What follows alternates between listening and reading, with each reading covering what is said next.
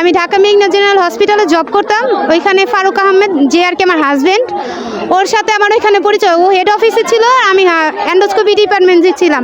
ওইখান থেকে ওর সাথে আমার পরিচয়। ওইখান থেকে পরিচয় হওয়ার পরে আমি যে ম্যারিড ছিলাম এটা ও জানতো। জানার পর ও আমার ডিভোর্সটা ওইখান থেকে করানোর পর ওই আমাকে শ্যামলী নিয়ে বিয়ে করে। দেন 2 বছর ও আমার সাথে ওইখানে থাকে, মানে জব করে মানে ডিউটি করে ও রাত্রে চলে যেত। তো 2 বছরের মধ্যে আমার 2টা বাচ্চা অ্যাবর্শন করায় ও।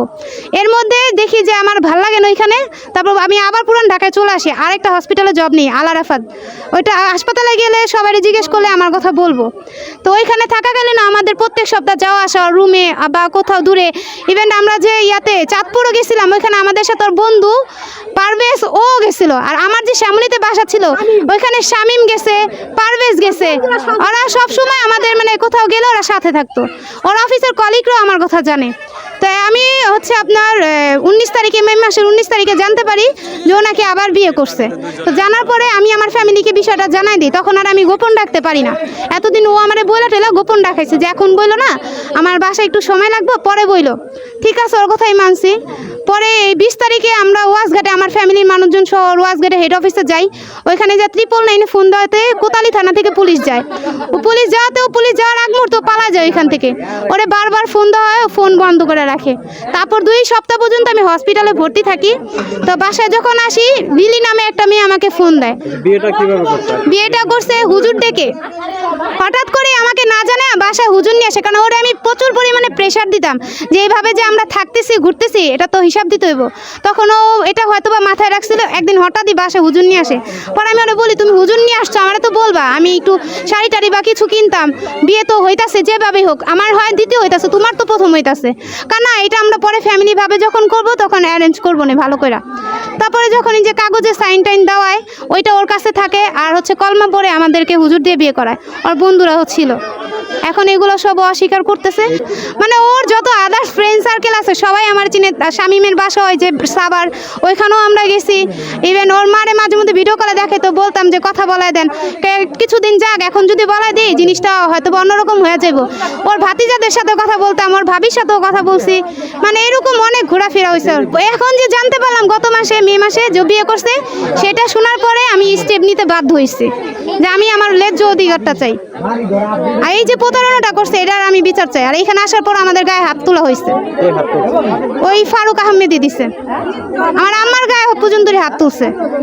যে মেয়েটা আসছে আমাদের সাথে ওর গায়েও হাত তোলা হয়েছে। হ্যাঁ, আমরা ওই যে এখানকার যে ওসি ওনাকে ফোন দিছি, উনি আসতেছে বলছে। এই বাসায় আসছি। এই বাসায় এসে আমি 2 দিন 1 রাত থেকে গেছি। এই গ্রামে সবাই চিনে, সবাই জানে আমার সম্পর্কে জিজ্ঞেস করলে সবার কাছে তথ্য পাইবেন যে আমি সত্যি বলতেছি না মিথ্যা বলতেছি, মানে আমি আসছিলাম কিনা।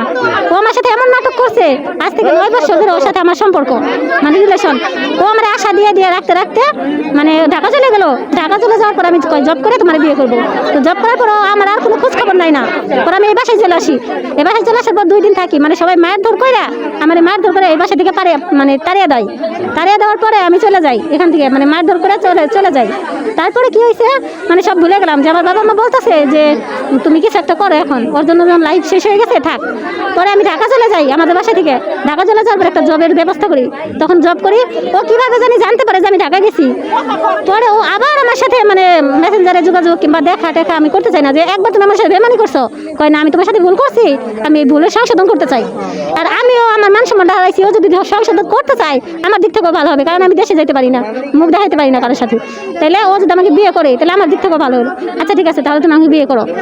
হ্যাঁ, তো আমাকে 1.5 বছর ধরে, মানে আমি ঢাকা গেছি 2 বছর ধরে। ঢাকা যাওয়ার কিছুদিন পর থেকে ও আমার আবার লড়াইতেছে, লড়াইয়া বিয়ে করলো। 1.5 বছর হয়েছে। তো এদানিং আমি শুনতে পারতাছি যে ও আমার আগে একটা বিয়ে করছে, রনক জাহান নামে একটা মেয়েকে। ও ওর হসপিটালের কলিগ, ও তাকে বিয়ে করছে। তো তার কাছে আমি তার সাথে যোগাযোগ করার অনেক চেষ্টা করি, যে মেয়েটার সাথে নাম্বার জোগাড় করার, কিন্তু পারতাছি না কোনোভাবেই। পরে এদানিং মানে ওর বন্ধুরা, মানে আমার সাথে যে কোথায় যাইতো, কোথায় ঘুরতে যাইতো, ওর 2টা বন্ধু আছে, একটা হলো পারভেজ, একটা হলো শামিম। এই সবই জানতো, ওরাও যাইতো। তো মানে ওই মেয়েটাকে আমি ফোন দিছি যে তুমি কি ফারুক নামে কাউকে চিনো? কয় হ্যাঁ চিনি তো, আমি তো অফিসের কলিগ। পরে বলছি তোমার সাথে সম্পর্ক কি? কই তো আমার বিয়ে।